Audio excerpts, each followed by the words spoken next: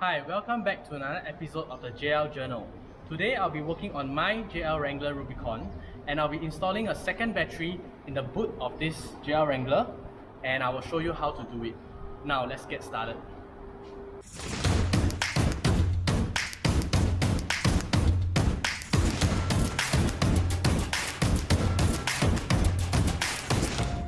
There are many reasons why you would choose to install a second car battery at the boot of a JL Wrangler. And of course, the boot is not the only position that you can install it, but for this purpose, I will be installing in the boot and I'm going to run wires from the engine bay main battery all the way to the back to actually connect up to my secondary battery.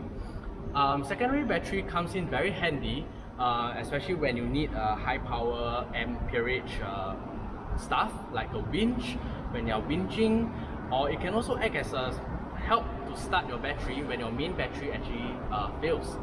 However, to do that, you will need an isolator to actually isolate the two batteries when the car engine is off so that they do not feed off each other.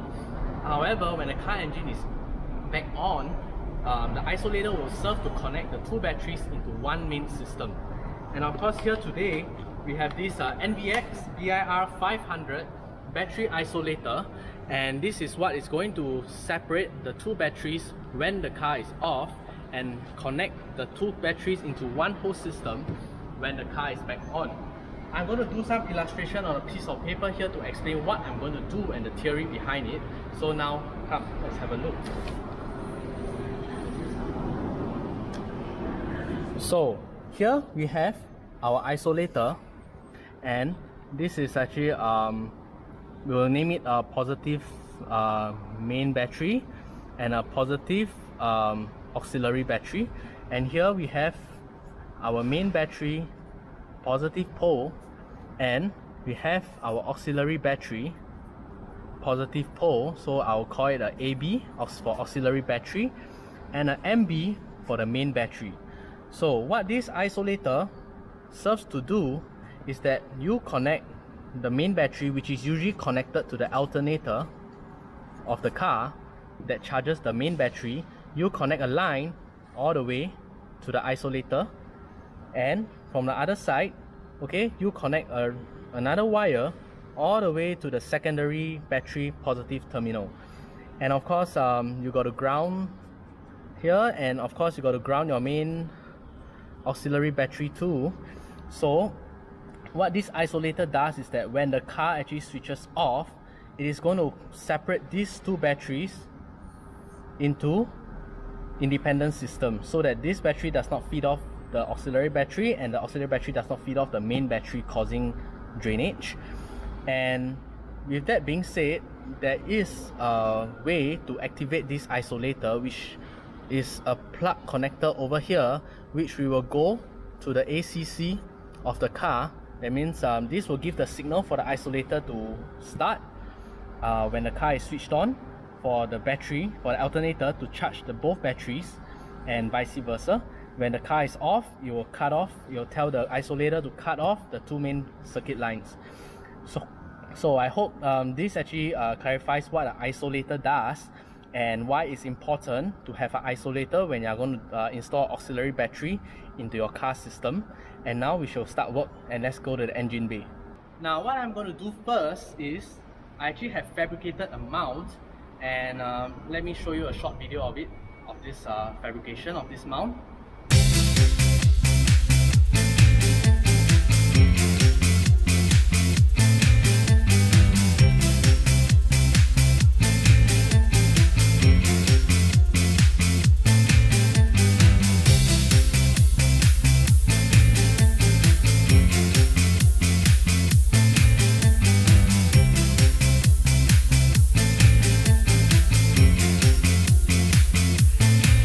Okay, now that you see how I fabricated it, don't ask me why I chose to paint it purple. It was the paint was just lying around and it happened to be purple, so I painted it purple.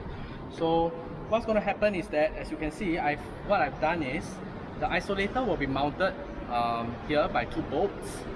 Okay, the two holes which I've already pre-drilled out on both sides. That's because you can actually mount this isolator straight into the engine bay as long as you find a place in the engine bay that has a bolt for you to bolt on. I did consider this position over here. As you can see, there are actually two bolts nicely placed here. But if I were to do this, I'm afraid it's going to interfere with the closing of my hood. So I'm not going to do it here. So what I decided to do is I fabricated a mount, and I realized that there is a space over here that I can actually stick this mount over here, okay, and I can mount my isolator in this space. So now let's go back to the table to get some adhesive being stick on, and also this thing mounted to the mount. Let's go. Now that we are back onto the table, what I'm going to do now is I'm going to mount the isolator onto this mount that I fabricated using stainless steel bolts and nuts over here, and we shall go ahead and do them now.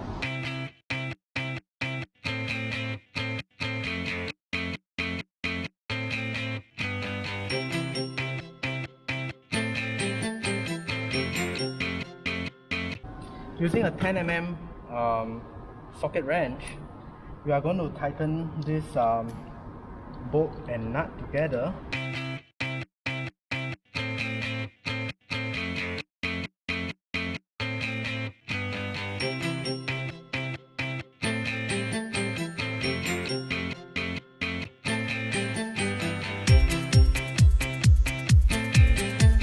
Okay, now you can see that now this isolator is actually bolted on to the mount that we have made here.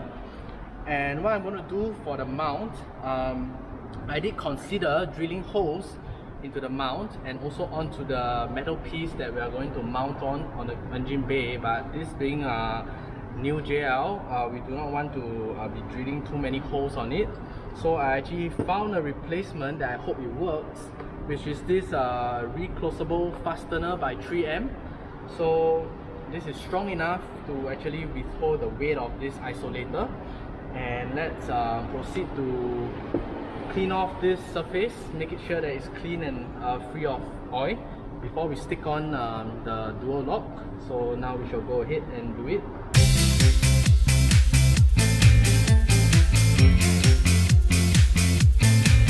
Since we are cleaning the mount, let's also clean the surface at the engine bay where we are going to stick on the mount to. So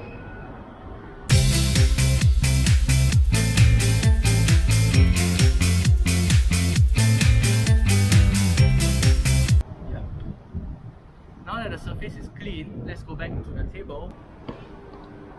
So as you can see, this is customizable to your length that you want. So we are going to do it this way, okay?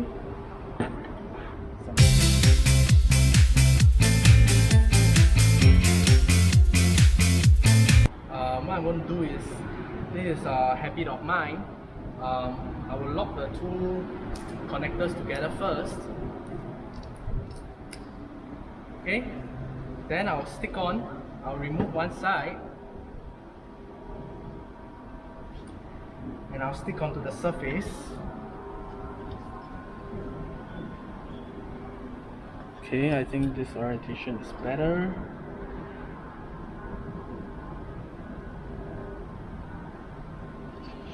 Okay, push it down.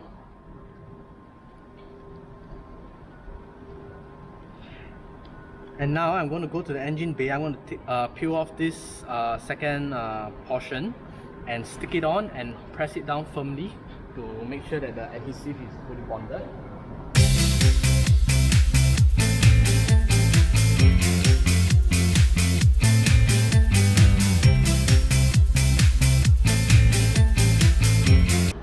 And of course, I'm not just going to leave this like that. With just this connector, I'm going to take a cable tie.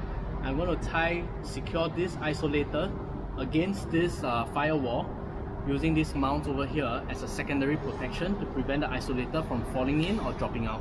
So as you can see, this is a very nice space for the isolator to be in. There's adequate space. So later what we're going to do is we're going to connect from the positive side of the battery. We're going to run the cable up all the way here, and we are going to run the new positive cable terminal here all the way in through the firewall of the car, all the way to the boot, and that will form our positive charging cable for the battery at the back of the car. Now, as for the cables that we are going to connect from battery to battery, I've got this 25 yards of cable from the electric wire and cable specialist. This cable is a heavy duty 2-gauge wire and it's made in the USA, so the quality is there. So now let us remove the packaging and start measuring the length that we actually need. So since we are doing out the positive terminal, we'll use the red cable, and let us proceed to cut out a portion. And now we'll go to the car. We'll start to measure the approximate length that we need, because we don't want to be wasting any of this, because I do not have any spare cables. So as you can see, to connect it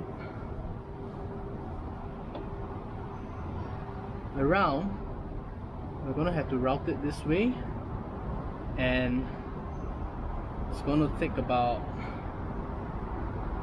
this length. So what we're going to do is we're going to be cutting it. As you can see, it's not easy.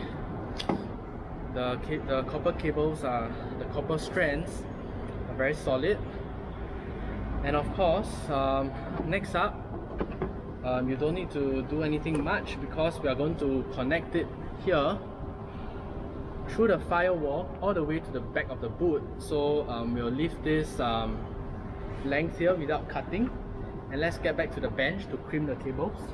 Now, after we have decided our predetermined length that we are going to do, what we're going to do now is I actually have this heavy duty lugs.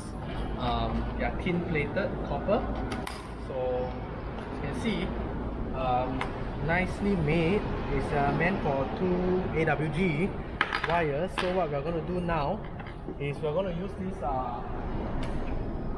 crimping tool that you can get off any hardware shops, and we are going to strip the wire to expose the copper strands, and you can then crimp the lugs onto the cable. So let me do a measurement.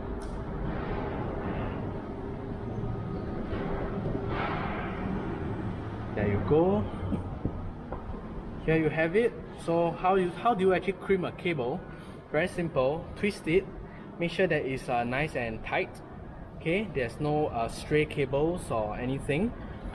Okay, put this lug nuts in. Okay, make sure that it fits. I think you can afford just a little longer. So we'll trim it nicely using a cutter. And there you have it. Okay, and like I say, twist it tight so that there is no stray strands. And after that, okay, this is the length, just nice. Open up your cable crimper, and we are going to be, let me see, how am I going to go about doing this? The wire through. Okay, and then I'm going to put in the lug nuts, push it back down. I think this is already extended all the way, and around here you start to tighten it. Let me hold it nicely for you. It's good if you have an assistant, but it's okay. For this purpose, I'm just going to do it solo, so that you guys can see that it can be done. Whether it's and you can tighten it all the way down, and once that is done, okay, you can release it, and you can see that cables are nicely crimped. You can't pull it out.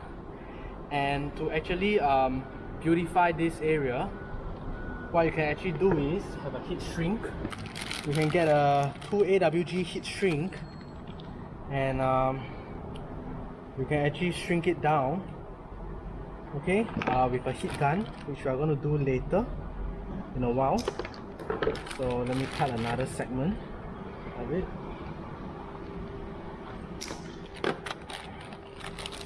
Okay, and now of course when you crimp one side, we're gonna have to crimp the other side, so we'll prepare it again.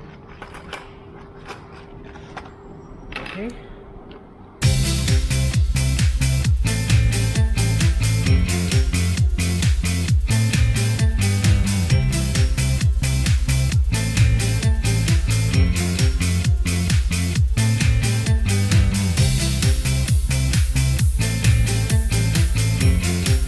There you have it.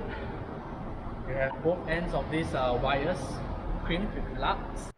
Now, using a heat gun, we are going to shrink this heat shrink tube to seal up the ends of the lug nuts to protect the ends. So what we're going to do is position the shrink tube, and we're going to go ahead to shrink it up. So make sure you reposition it if it runs, so that you won't go out of position. Remember to move your heat gun left and right. Don't concentrate too long on one space, if not it's going to burn the heat shrink. And you can see it's very nicely wrapped around the ends of the lug. And this is perfect. Okay, and now we're going to move to the other end. We're going to repeat the same process using the heat gun.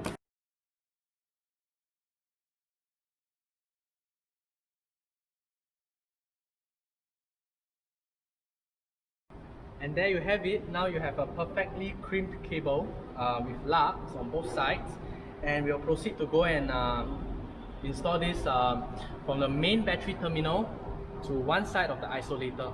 Let's go. Now that we've got this cable and its two ends actually done up, we are going to go ahead to actually connect this positive pole of the battery to the isolator, and let's go about it.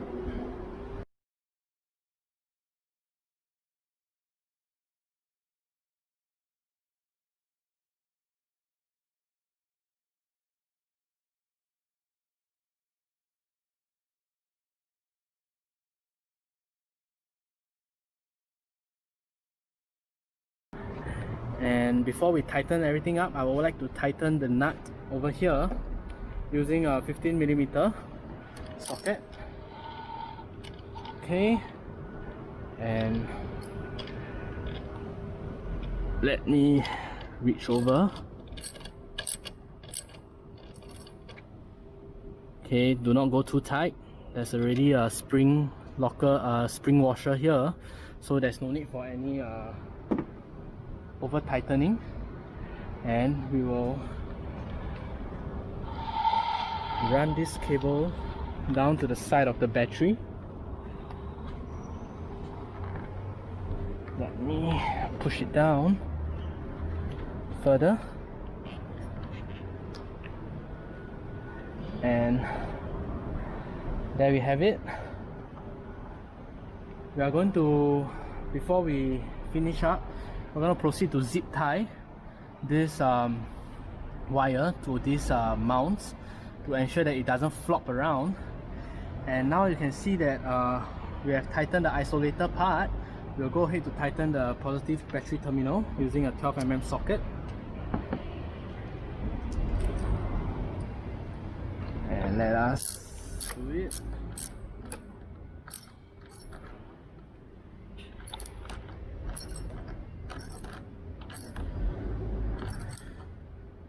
Okay, once it's tightened, remove it, and I think now we can actually put this cap back.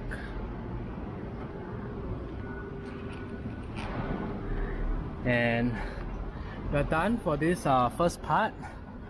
So now what we are going to do next is we are going to attach the other side of the positive terminal to the what's remaining of the wire, and I'm going to route the wire in through the firewall over here and into the cabin.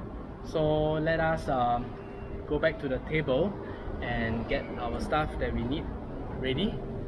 Okay, now that we are back on the table, for the remaining length, we are going to actually pull it through the firewall into the cabin. So of course, to connect from the other end of the isolator, we need to actually install a lug nut here, and we'll go about doing it. And then somewhere in between, we are going to be installing this circuit breaker. This fuse, this is a 300 amp fuse. I could have chose to use a 250 amp since my JL Wrangler alternator pumps out 240 amps. So I like to go a little bit higher. So I decided to pick the 300, but it's okay because if you want to bring it back down to 250, you can always get a new fuse and reinstall it. So now we'll go ahead to actually lug it up.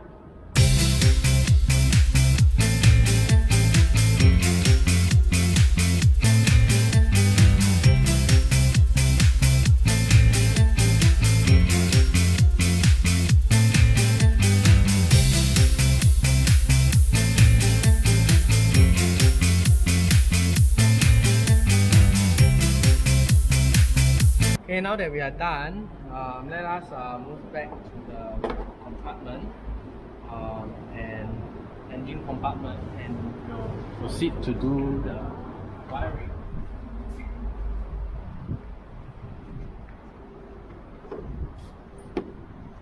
Now, actually, there are many ways to place a fuse. You can have two of these fuses to place it before the isolator, from the positive going to the isolator, and one more after coming out of the isolator. However, I think for this purpose, I'm going to just use one fuse, and I'm going to put the fuse here. Okay, over here, I'm going to mount it down with the 3M bonding tape, and I'm going to do a cut over here to actually fuse in these two sides of the wire, and this will be my fuse. But before we do that, let me continue on. Now that we have actually lugged it up, one side of this cable up, okay, this is where you'll go, okay, and the other end we are going to go in through the cabin. And for this purpose, we are not going to be pulling it through any rubber grommets, which I have showed you before, because this is simply too thick. It's possible, but there's no need to. There's actually a tab over here that you can actually drill a hole in. There's a plastic tab that you can see. I don't think you can see anything, but keep a lookout for it. Let me give you a sample of it, so give me a while. So somewhere in this area, you are going to be seeing this rubber tab over here.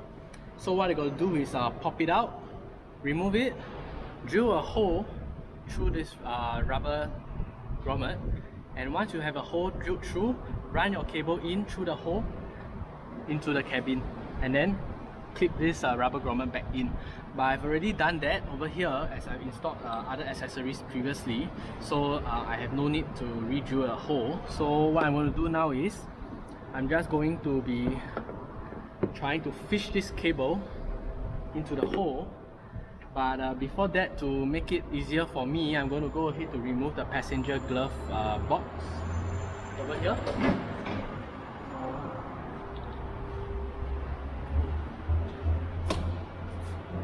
If you want to see how to remove a passenger glove box, you can go and look at my video on the Mopar auxiliary switches. I think I did a very detailed explanation of how to remove everything, including the side trim panels, which I'm going to do so soon to run the positive terminal cable in.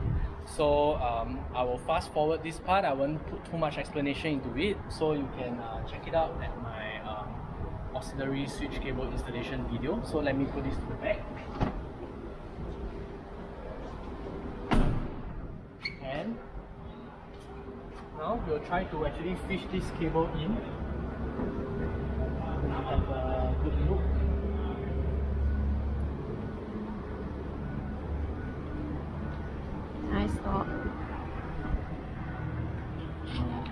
Okay, now that we have actually put the wire through from the engine bay into the passenger cabin, as you can see over here, what we're going to do next is we're going to start to remove these plastic trim panels here, like that. Okay, it's very easily removable, and on top of that, okay, we are also going to remove the side plastic trim on the rear passenger seat over here. Same thing, they are all made up of clips, so you just have to remove them. Okay, so just a brief introduction, a quick summary. We are going to be pulling the cable in, okay, and running along the side of the car from the front all the way to the back, and it will come out from here. You want to move in so that it's clearer, and we'll come out from somewhere around here where my finger is pointing, and we'll follow the carpet all the way up into the boot of the Wrangler. So it's actually a very clear-cut install from here onwards, so let's go ahead and get started.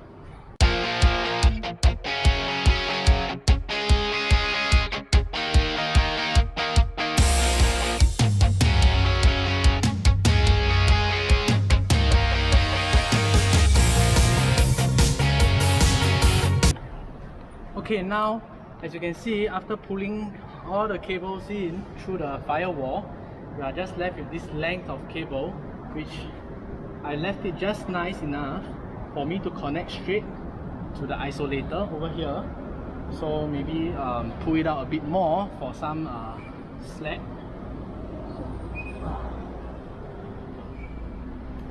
Now that we have actually run the red wire in through the firewall, we are going to try to run the black wire through the firewall. Actually, there's no need to run the black wire all the way from the engine bay all the way to the back of the auxiliary battery, because actually the auxiliary battery negative poles can just be grounded to any grounded pole at the back of the boot. But for me, if I can do it, I'll just definitely do it. So I have run the red wire in through the firewall and actually route it all the way to the boot. Let me give you a quick introduction. So you have to follow me. As you can see, I've removed all these side door trims, including this trim here, and you can see that now this red wire, okay, very easy to be seen, it's quite thick, will be routed inside here all the way to the back of the passenger compartment. And the passenger compartment, same thing, the door trims are already taken out, and I have actually put the cable in through. So after that, I'm going to route the cable all the way into the boot area over here, which you can see me doing. As you can see, there's an excess in length of this cable. So what I'm going to do is, I'm actually going to trim it off later after everything is complete, so I know the actual length that I need, and then I'll trim it off, crimp the end, and then after that we can proceed on with this installation. So now let me try to do the black cable in. And same thing, we'll just fish the black cable into the hole through the rubber grommet in the firewall, and after that run it down the same way as we ran the red cable, and we'll go all the way. So to keep this video short, I'm not going to go about showing you how I ran the black cable in, but it is actually the same procedure as the red cable. So now I'll proceed to do the black cable, and I'll be back when I'm done. So after I've tried running the black cable through the pad, it's really impossible to do so. I think two thick wires going through that hole that I've made, I think it's too small and I can't make the hole any bigger. So what I've come to think about is, for the negative wire for the auxiliary battery, the secondary battery they're going to install, we are going to actually use one of the ground outlets on the chassis, on the body. And let me show you where it is, and let me be the one to show you from my point of view. So you can see that, okay, this red wire that I've ran all the way to the boot, there is actually a ground connector terminal over here. It's a little bit dark, so let me try to catch some light. Nope. So I think I will use the torch. Okay, so you can see that there's this ground terminal over here that I can use, as for my negative cable for the battery. It actually saves me a lot of trouble from having to run the cable all the way from the front of the engine bay through the tab and into all the way into the boot. So now I'm going to tidy up all these things, put the cable in nicely, zip tie them, and then I'm going to put back all these plates. I'm going to put back all these plates, and then we'll proceed on from the back. I'll be connecting the black cable to the back ground cable. Okay, so now that we have rearranged the red wire, and I told you that it's impossible to run the black wire from the engine bay all the way to the back unless you route it another way. What we're going to do is that we have found a ground spot just right behind the passenger carpet. So we'll be connecting the ground cable of the auxiliary secondary battery to the body itself, rather than back to the negative battery terminal. So I realized that I don't really need such a long black cable, so I'm just going to about this length. Okay, I'm just going to trim the cable, and there you go. And what I'm going to do is I'm going to install a lug nut on one side of the cable to be installed onto the ground terminal on the body. So let me strip this rubber off.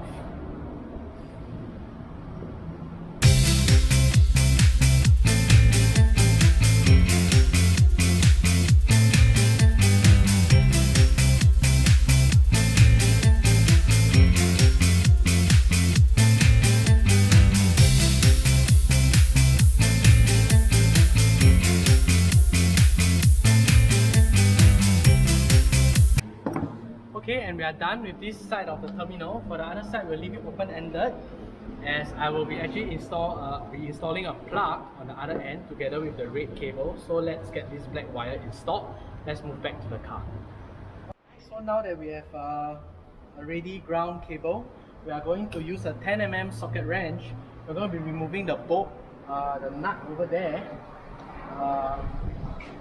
and then we are going to install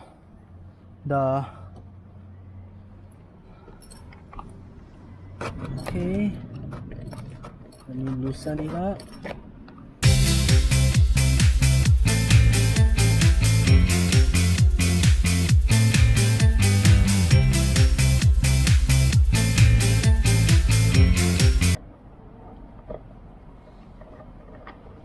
Phew, that's a lot of work. And now we will be feeding the negative terminal lug onto this ground cable over here that you see. It's okay. Once I'm done, I'm going to take a clearer view. I think you can see better now with the light. So I'm going to put this lug into this bolt here. Then I'm going to tighten it down. And before I do that, I'm going to route this black cable behind the carpet, so that it gives a more neat look. So it's a bit dark from here onwards, so I don't see the point in taking the shots, but I think Emily's just found a good corner. So what we're going to do is we're going to stuff it into the carpet. Okay, it's going to come out from somewhere around there. I'll show you guys later. For now, we're going to be stuffing the wire in, and almost there. I can feel it. Okay, there we have it. Yep. Okay, so I've managed to pull through the wire under the carpet, and you can see that the negative ground cable emerges from the carpet, which I'm going to bolt it to this nut over here. So let me bolt it up, and once I bolt it up, I'll give you a clearer shot. So we'll proceed to bolt it up. Okay, now that we have arranged the wires internally, tidy up everything, connect things up that we need to connect. Now we'll actually go ahead back to the engine bay. We'll be installing this fuse, 300 amp fuse. So let me take it out. What we're going to do is we're going to mount it over here. So let's break the fuse first. This is actually switched on, and you want to break the fuse, you just press the red button, it breaks, and this is now open fuse. So we will go ahead using Allen key to remove this part so that we can actually stuff the wire in. So I have actually stripped away the plastic from here, and I'm going to stuff it in. It's good to actually bring a bit of, rotate it a bit to guide the copper wires in. Okay, once it's in, we are going to tighten it up using the Allen key again, and make sure you tighten it tightly. So we're going to switch it to the okay, I think it's tight enough. Okay, and now we are going to connect the other side to this other end of the fuse. So we are going to strip the wire. So there I go.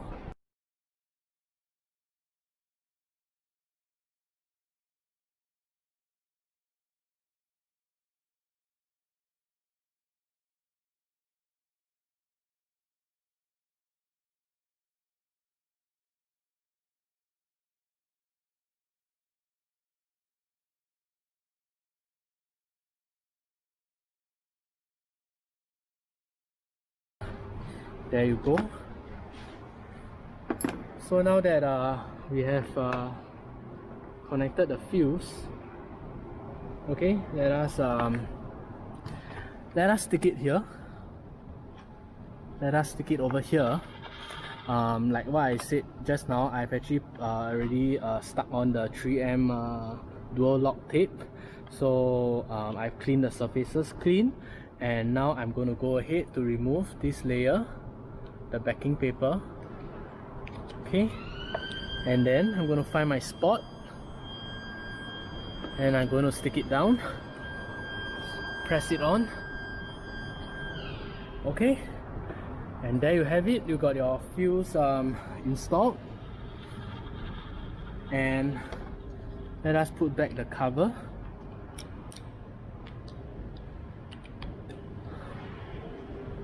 Okay, there you go. And let's keep the fuse broken now. Let's not engage the fuse because we'll be doing our plug. We'll be doing our connectors later, and it's actually kind of dangerous to let it be a live wire. Now we're going to be installing this plug on the rear two cables. This plug enables me to have many different batteries that I want to connect anytime. I can make an adapter out of the other side of the plug, and I can attach it to different batteries, so that I can, when I actually change battery, all I have to do is just detach this plug and then I attach in a new plug. So these are the plug pins. They are super beefy, and this is the crimper. It's also kind of heavy. It's big, it's huge. So let us start crimping. So let us put this in. It up, open it up. Okay.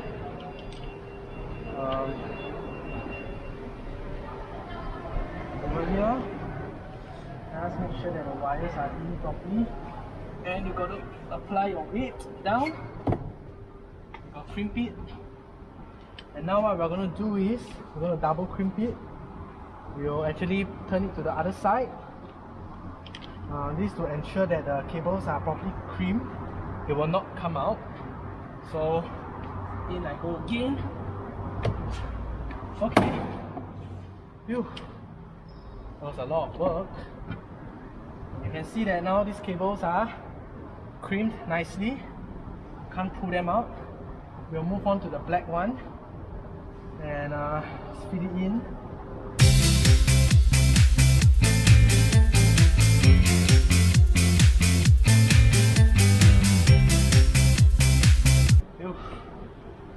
And now we have 2 cream terminals that we're going to clip it in. Let me see which way to go in. So this is the positive. It shows here positive and negative. So I'm going to feed the positive in. Okay. And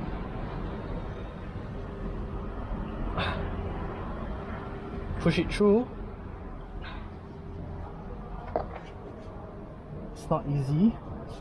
It's not going in. Let's see if it's the other way. Okay. Okay. Nope, it's not. It's not it. Which is the correct side?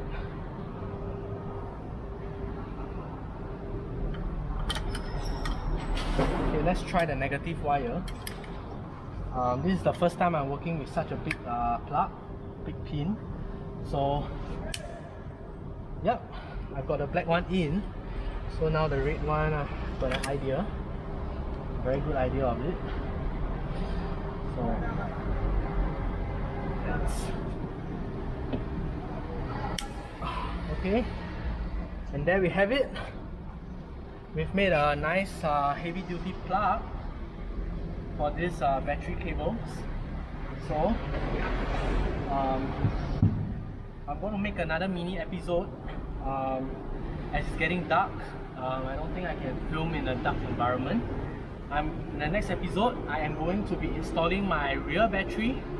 I'm going to show you how I will connect this to my rear battery, and furthermore, in the front,